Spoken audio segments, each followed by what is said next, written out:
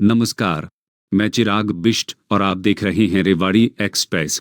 आज की खबर उन करोड़ों लोगों की उम्मीदों से जुड़ी है जिन्होंने अपनी मेहनत की कमाई सहारा की विभिन्न योजनाओं और सहकारी समितियों में जमा कराई थी। सालों से निवेशकों के मन में सिर्फ एक सवाल है, आखिर उनका पैसा कब वापस मिलेगा? क्या सहारा की संपत्तियां बेचकर निवेशकों को उनका पूरा पैसा लौटाया जा सकेगा, या फिर कानूनी विवादों में फंसी इन संपत्तियों के कारण रिफंड की प्रक्रिया और लंबी खींच सकती है? और सबसे बड़ा सवाल, जिन संपत्तियों को बेचकर निवेशकों का पैसा लौटाने की बात कही जा रही है, क्या वे संपत्तियां वास्तव में कानूनी रूप से बिक्री के लिए पूरी तरह तैयार हैं? एक जांच रिपोर्ट और सामने आए दस्तावेजों में कई गंभीर सवाल उठाए गए हैं।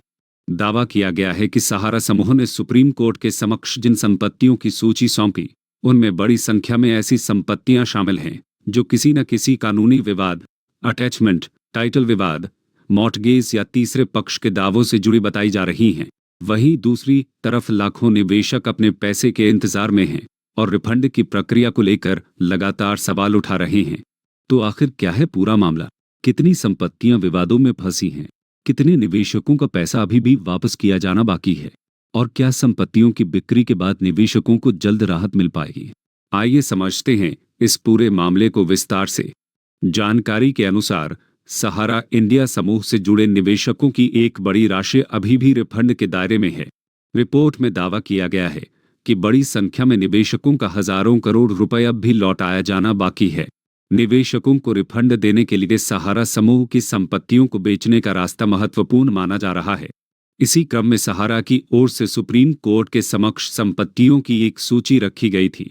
रिपोर्ट के अनुसार अक्टूबर 2025 में सुप्रीम कोर्ट के समक्ष लगभग 88 संपत्तियों की सूची पेश की गई थी। इन संपत्तियों का बाजार मूल्य करीब 1 लाख करोड़ रुपए तक आंका गया। ये संपत्तियां देश के लगभग 227 शहरों में फैली हुई बताई गई हैं। इनमें फ्लैट, अपार्टमेंट, मॉल, सहारा शहर, shopping centre, printing press, hotel और जमीन जैसी कई प्रकार की संपत्तियां शामिल हैं। लेकिन यहीं से इस पूरे मामले में बड़ा सवाल खड़ा होता है। जांच रिपोर्ट में दावा किया गया है कि इन संपत्तियों में से करीब 75% किसी न किसी कानूनी या मालिकाना विवाद से जुड़ी हुई हैं। कई संपत्तियों पर टाइटल विवाद बताए गए हैं। कुछ संपत्तियों पर रेरा, उपभोक्ता फोरम या सिविल मामलों से जुड़े विवाद होने का दावा किया गया है। कुछ मामलों में ईडी अटैचमेंट, आयकर विभाग की कार्रवाई, ईपीएफओ से जुड़े मामले, मॉर्टगेज और तीसरे पक्ष के दावों जैसी कानूनी अड़चनें भी सामने आने की बात कही गई है। रिपोर्ट में यह भी दावा किया गया कि सूची में शामिल कुछ संपत्तियां पहले ही बेची जा चुकी हैं। ऐसे में सवाल उठता है कि यदि कोई संपत्ति बिक चुकी है या किसी गंभीर कानूनी विवाद में फंसी हुई है, तो उसे निवेशकों का पैसा लौटाने के लिए बिक्री योग्य संपत्तियों की सूची में कैसे शामिल किया गया? हालांकि इन दावों और संपत्तियों की वास्तविक कानूनी स्थिति पर अंतिम फैसला अदालत की प्रक्रिया और संबंधित दस्तावेजों के सत्यापन के बाद ही स्पष्ट होगा। अब आपको बताते हैं सुप्रीम कोर्ट में इस मामले की प्रक्रिया के बारे में। 14 अक्टूबर 2025 को सुप्रीम कोर्ट ने सहारा की संपत्तियों के सत्यापन के लिए नियुक्त न्यायमित्र यानी एमिकस क्यूरी वरिष्ठ अधिवक्ता शेखर नाफड़े को संपत्तियों की स्थिति का विस्तृत चार्ट तैयार करने के निर्देश दिए थे। इन संपत्तियों को 3 श्रेणियों में बांटने की बात कही गई थी। पहली श्रेणी वे संपत्तियां जिन पर कोई विवाद नहीं है। दूसरी श्रेणी वे संपत्तियां जिन पर अधिकार या स्वामित्व की स्थिति स्पष्ट या स्थापित है। और तीसरी श्रेणी वे संपत्तियां जिनके स्वामित्व या अधिकार को लेकर संदेह या विवाद मौजूद है। इसके बाद 17 नवंबर 2025 को न्यायमित्र की ओर से सहारा की याचिका पर विस्तृत प्रतिक्रिया और रिपोर्ट दाखिल किए जाने की जानकारी सामने आई। रिपोर्ट के अनुसार कई संपत्तियों की बिक्री में कानूनी अड़चनें हो सकती हैं। दस्तावेजों और जांच के आधार पर दावा किया गया कि करीब 63 संपत्तियां आयकर अटैचमेंट, मॉर्टगेज या अन्य कानूनी विवादों से प्रभावित हो सकती हैं। करीब 20 संपत्तियों पर मुकदमे या स्वामित्व से जुड़े विवाद बताए गए हैं। इसके अलावा करीब 30 संपत्तियों के टाइटल से जुड़े विवादों का भी जिक्र किया गया है। किसी भी बड़ी संपत्ति को बेचने के लिए उसका टाइटल क्लियर होना बेहद महत्वपूर्ण होता है।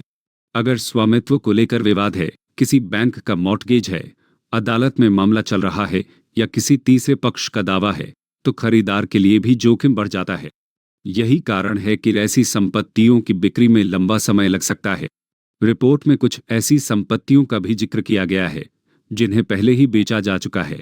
विभिन्न शहरों में संपत्तियों की बिक्री से करोड़ों रुपए मिलने की जानकारी सामने आई है।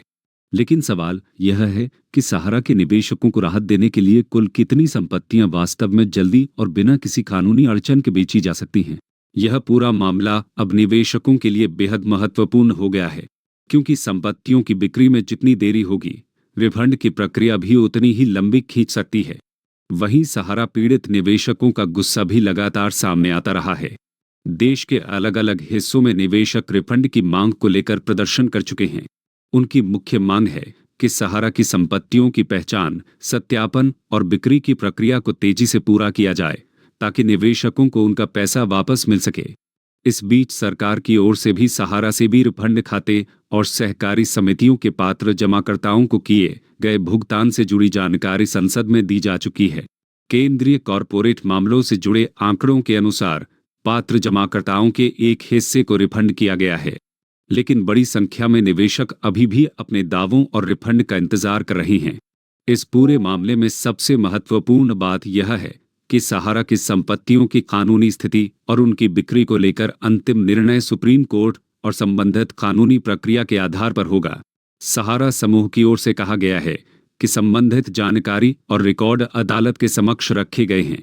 वहीं न्यायमित्र की ओर से भी यह स्पष्ट किया गया है कि मामले से जुड़े रिकॉर्ड अदालत के सामने हैं और आगे की प्रक्रिया न्यायालय के निर्णय के अनुसार होगी। तो कुल मिलाकर सहारा निवेशकों के रिफंड की लड़ाई अब संपत्तियों की बिक्री और उनके कानूनी सत्यापन से जुड़ी हुई है। अगर संपत्तियों के टाइटल और कानूनी विवादों का समाधान तेजी से होता है तो रिफंड की प्रक्रिया आगे बढ़ सकती है। लेकिन अगर बड़ी संख्या में संपत्तियां लंबे कानूनी विवादों में फंसी रहती हैं तो निवेशकों का इंतजार और बढ़ सकता है। अब सबसे बड़ा सवाल यही है, क्या सहारा की संपत्तियां जल्द बिक पाएंगी? क्या कानूनी विवादों का समाधान होगा? और क्या लाखों निवेशकों को उनकी मेहनत की कमाई वापस मिल पाएगी? इस मामले में आने वाले दिनों में सुप्रीम कोर्ट की कार्यवाही और संपत्तियों के सत्यापन से जुड़ी हर नई जानकारी बेहद महत्वपूर्ण होगी। हम इस मामले पर नजर बनाए रखेंगे और जैसे ही कोई बड़ा अपडेट सामने आएगा, आपको रेवाड़ी एक्सप्रेस के माध्यम से जानकारी देने की कोशिश करेंगे।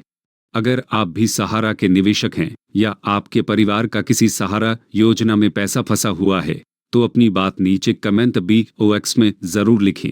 वीडियो उपयोगी लगा हो तो लाइक जरूर करें। इस खबर को उन लोगों तक शेयर करें जिनका पैसा सहारा में फंसा हुआ है। और सहारा रिफंड, सरकारी योजनाओं और देश की महत्वपूर्ण खबरों के लिए रेवाड़ी एक्सप्रेस को सब्सक्राइब जरूर करें। साथ ही बेल आइकन घंटी दबाना न भूलें, ताकि हर जरूरी अपडेट सबसे पहले आप तक पहुंच सके। इसी के साथ आज का विशेष समाचार बुलेटिन यहीं समाप्त होता है। मैं चिराग बिष्ट आपसे विदा लेता हूं। देखते रहिए रेवाड़ी एक्सप्रेस। नमस्कार।